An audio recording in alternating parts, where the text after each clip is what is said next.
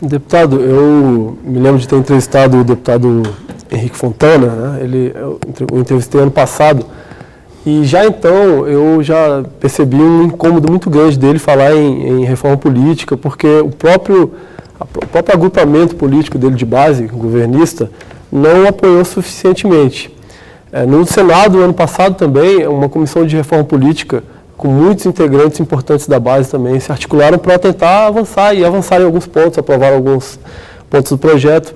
Por que, na sua opinião, deputado, por que a base, com um número tão expressivo de representantes, tanto no Senado quanto na Câmara, não consegue dar um passo adiante? É porque isso não é uma questão de base. Quando você vai, e aí você tem que fazer, no meu ponto de vista, no mínimo partidarizar, não é? Para você não tratar individualmente, para que o cara não veja a situação, o deputado, o representante, o senador, não veja a sua situação pessoal e aí queira fazer todo tipo de entrave possível, você tem que tratar partidariamente. Então, o que é que interessa ao PT? Interessa ao PT hoje, na minha visão, o financiamento público de campanha.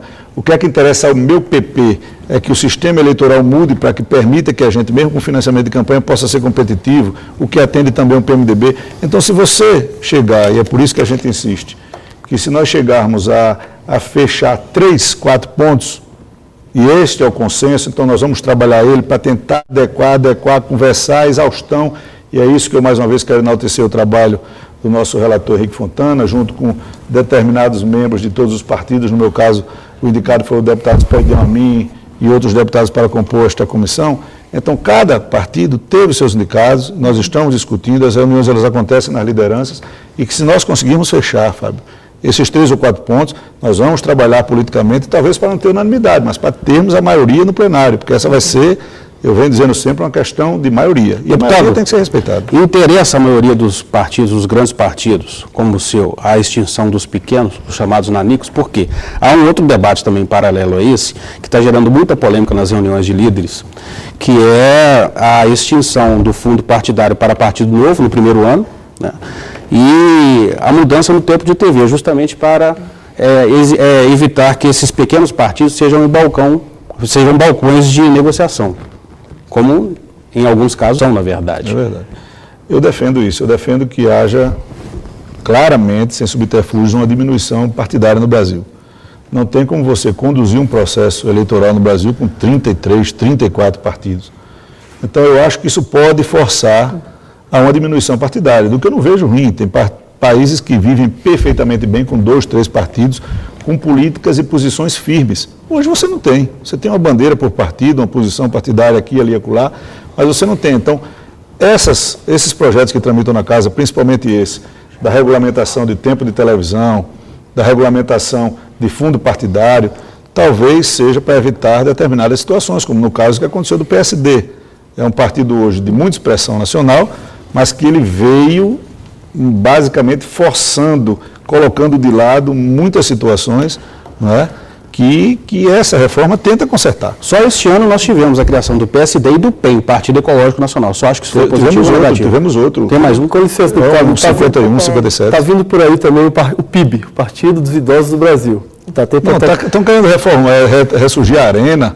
Tem o PPL. PPL foi criado também, tem um prefeito na minha terra, no meu estado de Viçosa, que foi eleito pelo PPL. O senador agora que tomou posse. Certo, também. Então, é impossível você conseguir fazer uma política de ações, uma política realmente de doutrina partidária com a quantidade dessa. Então, nós não queremos com isso, e o que eu defendo, que o meu partido defende, não é a extinção de partidos. Quem tiver nesse modelo partidário que eu acabei de dizer, a condição de se juntar para fazer coeficiente eleitoral ou algum candidato que possa massificar para si uma grande quantidade de votos, ele vai continuar existindo como existe hoje. Nós vamos acabar com algumas distorções de ter, como você disse, Denise, deputado de 1 milhão de votos trazendo deputados de 2 mil votos. Então isso é absolutamente não faz e não atende à representação popular para a Câmara dos Deputados. Tem algumas perguntas no Twitter. Emilson Costa pergunta, a sua visão, ele é do Rio de Janeiro, sempre manda perguntas aqui, obrigada pela sua participação. A pergunta dele é a seguinte, a sua visão de reforma política tem como parâmetro a admoestação da corrupção eleitoral? Não só isso. Você, quando ataca esses pontos que eu estou colocando aqui, quando você vai para o financiamento público de campanha, você já restringe muito isso. Você vai ter, com algum critério, de alguma forma, de uma certa maneira, a regulamentação e a divisão financeira do que vai caber a cada partido, do que vai caber a cada partido nacionalmente, estadualmente e por categoria de disputa. Por exemplo, você vai ter o valor para deputado federal, o valor para deputado estadual, o valor para prefeito, o valor para vereador, o valor para senador.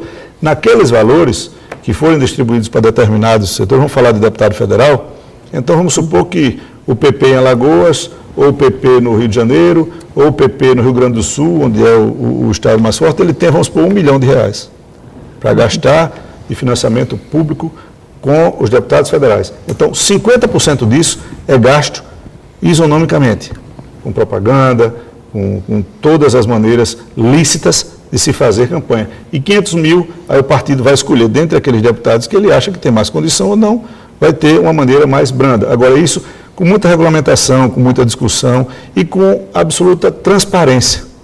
Tá? Então, você pode diminuir em muito a questão da corrupção eleitoral, porque você tem que atingir quem corrompe e o corrompido. No Brasil hoje, nós não podemos falar só de quem corrompe, de quem compra, de quem faz, de quem desvia, de quem faz. E o outro lado. Então você vai diminuir drasticamente, você vai dar uma condição mais igualitária de pessoas poderem disputar a eleição com o trabalho, com a doutrina, com o que o partido prega, com ideias. Com basicamente ideias em cima do que pode fazer e do que pode ser cobrado.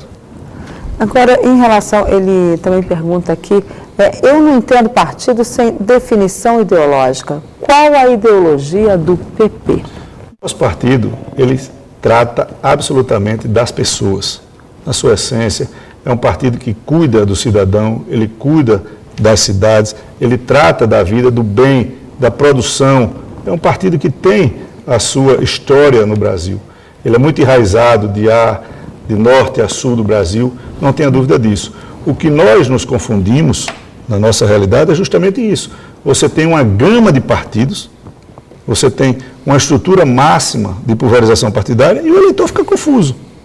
Então, por tudo que eu disse, a pergunta dele cabe muito bem, se você restringe a uma quantidade de partidos, vamos supor que para o Brasil a gente consiga restringir a 8, 10 partidos, já vai dar uma sensível mudança para que o eleitor comece a identificar o seu candidato dentro daquela condição de política partidária que o partido tem que fazer. A ideologia. Não tenha dúvida. Você chega, a gente acompanhou ultimamente as eleições dos Estados Unidos. Então, o A, que é azul, o B, que é vermelho, um independentezinho, que é pouca coisa, mas você pode até mudar. Você, às vezes, tem democrata votando em republicano votando em democrata, mas você sabe no que você concorda com o presidente, no que você discorda, no que o partido defende, no que o outro defende. Às vezes você é tolhido, você perde uma eleição porque teve que seguir a diretriz do teu partido, mas você está no teu partido. Então, coisa que hoje no Brasil é absolutamente impossível. Você tem as suas bandeiras. A impressão que tem é que todo mundo quer ser governo. Não é? Na maioria dos partidos hoje não tem. A situação no Congresso ela prova isso, né? A situação no Congresso ela prova isso. É uma base enorme, muito grande de sustentação, pelo simples fato de que hoje a situação posta é justamente essa. É de muita dificuldade de ter posicionamentos político-partidários com essa expressiva quantidade de partidos no Brasil. Muito bem, deputado Arthur Lira, líder do PP na Câmara dos Deputados, é o nosso convidado hoje aqui no Tribuna Independente, direto de Brasília. Estamos ao vivo em rede, você pode mandar suas perguntas, o tema é reforma política. 0 operadora 17 33558432 aparece na sua tela para a nossa central em São Paulo, ou pelo Twitter da Denise, ou pelo e-mail tribunadf@redevida.com.br. Voltamos já.